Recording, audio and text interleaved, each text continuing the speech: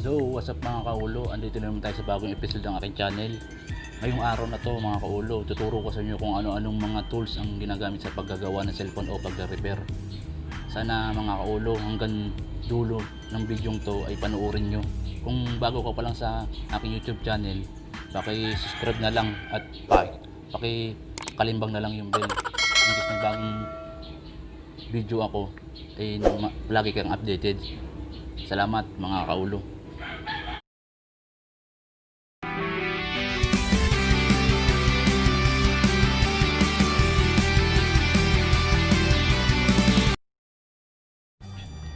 So, shout out pala sa aking pinsan, Jim Castillo Lavinia. Keep safe, pinsan.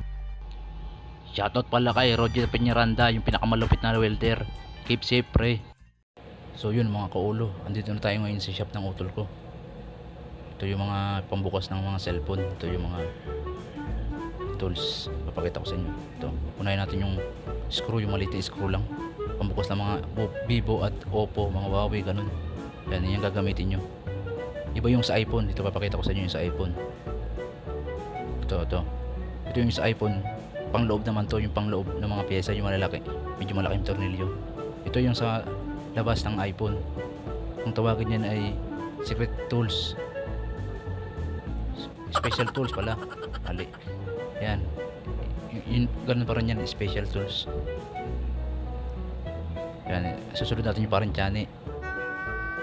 Pangkuha ng mga maliliit na pyesa yan. Kung tawagin yan na tweezer kung tawagin yan. Yan mga kaulo. Yung di mo mahawakan na pyesa, yan ang gagamitin mo sa mga maliliit. Ito, ganun pa rin yan tweezer pero paba siya. Ito yung isa, baliko yun. Yan. Ito patulis. Ito yung isa pa patulis yan. Yan ang pangkuha ng mga maliit na bahagi ng pyesa ng cellphone. Ito yung isa yung parang patulis lang, parang pangkaskas lang ng mga paano masabi? Mga pyesa yung para kumana yung mga ano niya sa board. Ito yung sa atin yung tester. Ito tester, pagulakan yan. Huwag ka na mag-repair kasi wala rin i-repair mo kung shorted naman yung cellphone. Dito malalaman kung buhay yung cellphone o patay. Importante ito. Yan. Yung tester na yan. Sunod natin itong panghinang.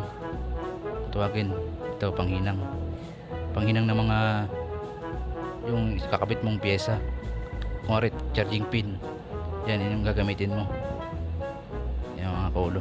Ito yung bala niyan, yung ano lead. Kunin ko yung lead. Saan na ba yun? Yun kunin ko. Yan mga kaulo. Yan yung lead. Pakunti na lang ay. Yan. Diyan mo siya titirahin, parang hihinangin na. Yan. Sunod natin ay yung regulator. Ito. Yan sa taas. Ito. Yan, regulator. Yan yung pambuhay ng cellphone. Liwa, sira yung battery. Titingnan mo dyan kung buhay yung cellphone. Yan. Kung papalo siya, kung may power pang pumapalo. Yan. Voltage. Tapos, kung anong voltahe ng cellphone kaya.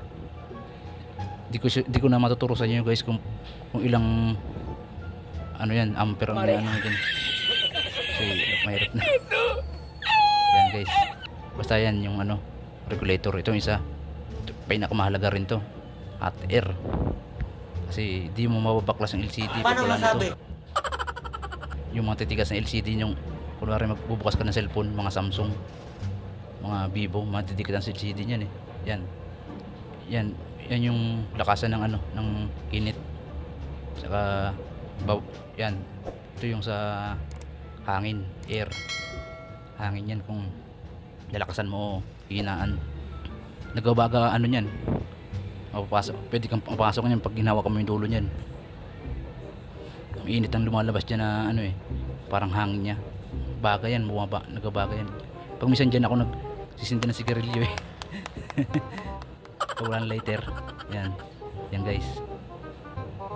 Yan ang pinaka-importante sa lahat yung mga gadget na yan. Yan ang pinakamahalaga pag magre-repair ka ng cellphone kung nagsisimula ka pa lang. Yan guys. At importante sa lahat may computer ka. Dito mariresearch yung mga di mo kayang repair na cellphone. Yan, katulad na yan. Pwede mo search yan dyan sa Google. Kung saan mo gusto i-search. Yan, pwede rin pang program, pang bypass, pang alis ng password yan. Ang importante sa lahat, dapat may wifi ka. Yan, Globe, baka naman. Yan. Salamat. I wonder how, I wonder why. Yesterday you told me about the blue, blue sky.